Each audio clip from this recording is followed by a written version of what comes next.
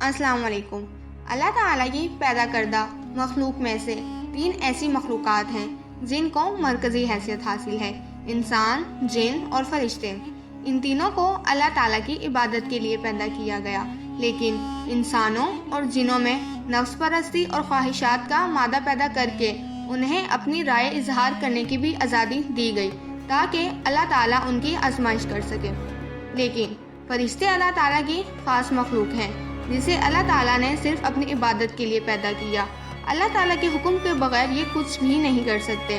فرشتے اللہ تعالیٰ کی نورانی مخلوق ہیں اور انہیں انسانوں کی تخلیق بلکہ کائنات کی آغاز سے بھی پہلے پیدا کیا گیا تھا۔ فرشتوں میں 4 فرشتے اتنے مقرب ہیں کہ ان کے ذمہ کائنات کے اہم کام لگائے گئے ہیں جسے وہ قیامت تک انجام دیتے رہیں گے۔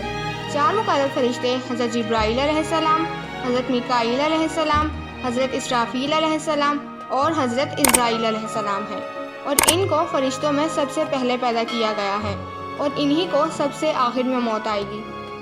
آج کی اس ویڈیو میں ہم حضرت عزرائیل علیہ السلام کے متعلق بات کریں گے، یعنی کہ ان کی کیا ذمہ داریاں ہیں۔ حضرت عزرائیل علیہ السلام کو ملک الموت بھی کہا جاتا ہے۔ لفظ عزرائیل عربی زبان کے لفظ عزرا اور ایل سے نکلا ہے۔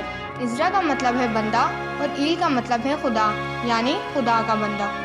اللہ تعالیٰ نے انہیں انسانوں کی روح نکالنے یعنی جان نکالنے کی ذمہ داری سونپی ہے، جس کو قرآن پاک میں یوں بیان کیا گیا ہے: جس کا کام زندہ موجودات کی روح کو قبض کرنا ہے۔ یہ کام یہ خود بھی انجام دیتے ہیں اور ان کے ماتحت کام کرنے والے مددگار فرشتے بھی یہ کام انجام دیتے ہیں۔ فرشتے جس کا چاہے اللہ تعالیٰ کے حکم سے روح بدل سکتے ہیں، اور کئی روایات میں ملک الموت کا انبیاء کرام سے انسانی شکل میں ملاقات کا واقعہ بھی موجود ہے۔ حضرت سلیمان علیہ السلام کے دور میں ایک شخص بھرے دربار میں آیا۔ اس وقت دربار بھرا ہوا تھا، لیکن وہ شخص حضرت سلیمان علیہ السلام کے وزیر کو عجیب و غریب نظروں سے گھور رہا تھا۔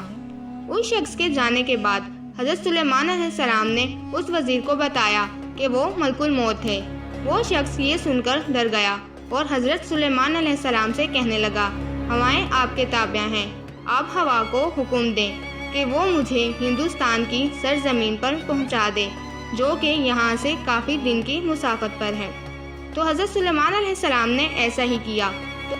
تو اگلے دن ملک الموت دربار میں دوبارہ حاضر ہوئے تو حضرت سلیمان علیہ السلام نے پوچھا کہ آپ کہاں سے تشریف لا رہے ہیں اور کل میرے وزیر کو ایسے کیوں گھور رہے تھے؟ تو انہوں نے جواب دیا کہ مجھے اللہ تعالیٰ کی طرف سے حکم ملا تھا کہ میں اس شخص کی ہندوستان کی سرزمین پر رخ قبض کروں، جو کہ یہاں سے کئی دن کی مسافت پر ہے، لیکن یہ یروشلم کی سرزمین پر تھا۔ تو میں یہ سوچ رہا تھا کہ یہ شخص کل تک ہندوستان کی سرزمین پر کیسے پہنچے گا، لیکن ابھی میں اسی شخص کی روح قبض کر کے واپس آ رہا ہوں۔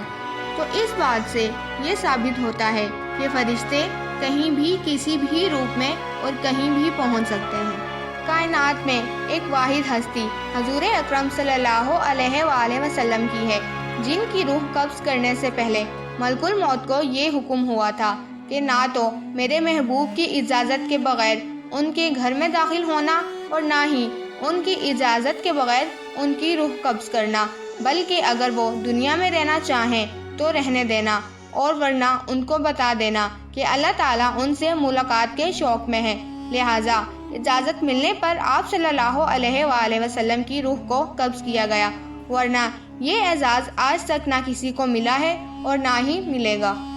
اللہ تعالیٰ نے حضرت ابراہیم علیہ السلام کو جب نبوت سے نوازا تو اللہ تعالیٰ کے حکم سے ملک الموت بھی حضرت ابراہیم علیہ السلام کو مبارکباد دینے آئے۔ تو آپ نے ملک الموت سے پوچھا کہ تم کافروں کی روح کیسے قبض کرتے ہو؟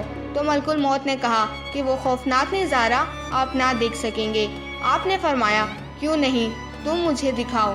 تو ملک الموت نے کہا: اچھا، ذرا منہ پھیریں۔ تو پھر جب حضرت ابراہیم علیہ السلام نے ان کی طرف دیکھا تو ایک سیاہ بادلوں والا اتنا لمبا ایک آدمی نظر آیا جس کا سر آسمانوں سے لگا ہوا تھا۔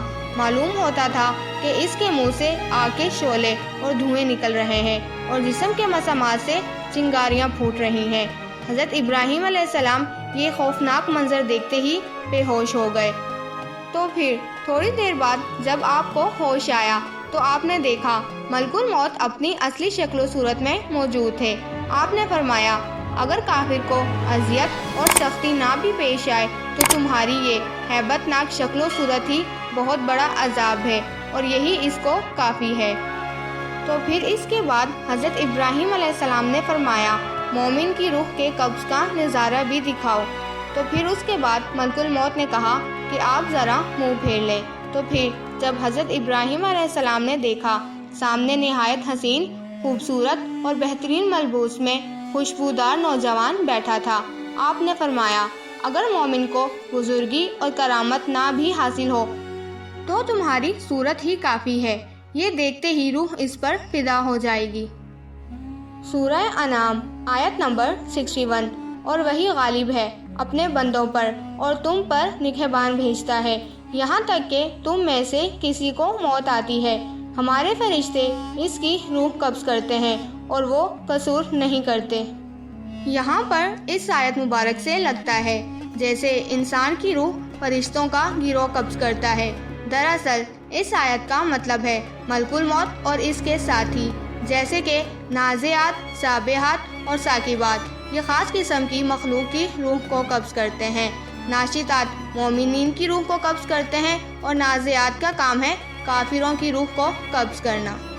قرآن پاک میں آتا ہے مومنین کی روح نہ صرف انتہائی مہربانی سے نکالی جاتی ہے بلکہ انہیں جنت کی خوشخبری بھی سنائی جاتی ہے، جبکہ کافروں کی روح سختی اور عذاب سے قبض کی جاتی ہے۔ جب قیامت واقع ہوگی تو شیطان بھی سمجھ جائے گا کہ اس کی موت کا وقت قریب آ گیا ہے۔ جو اللہ تعالیٰ نے اسے زندگی قیامت تک دی تھی اس کا وقت ختم ہو چکا ہے، تو وہ پہلے مشرق کی جانب بھاگے گا اور پھر مغرب کی جانب بھاگے گا، مگر وہ ہر جگہ اپنے سامنے موت کو پائے گا۔ وہ سمندر میں غوطہ لگائے گا اور دوسری جانب سے نکلے گا مگر وہاں بھی موت کو پائے گا، اور پھر زمین میں گھسنے کی کوشش کرے گا تو دوسری جانب سے نکلے گا مگر وہاں بھی ملک الموت کو پائے گا۔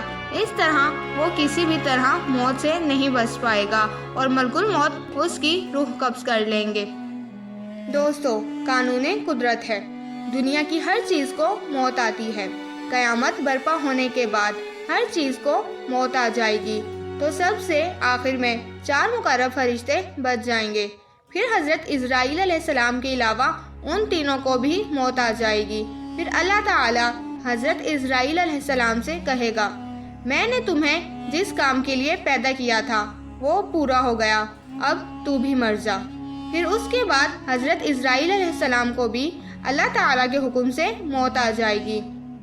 پھر اللہ تعالیٰ 3 مرتبہ کہے گا کہ کوئی آج ہے میری برابری کا؟ آج کے روز کس کی بادشاہت ہے؟ کون ہے آج کے روز دنیا و کائنات کا حکمران؟ میرے علاوہ کوئی خدا ہے تو سامنے آئے۔ پھر اس کے بعد سب مخلوق کو دوبارہ زندہ کیا جائے گا۔ دوستو، یہ تھی ہماری آج کی ویڈیو پسند آنے کی صورت میں ہمارے چینل کو سبسکرائب، لائک اور کمنٹ ضرور کریے گا، اور دوستوں کے ساتھ سوشل میڈیا پہ بھی ضرور شیئر کریے گا۔ ہماری اگلی ویڈیو تک اپنا خیال رکھیے گا، تب تک کے لیے فی امان اللہ۔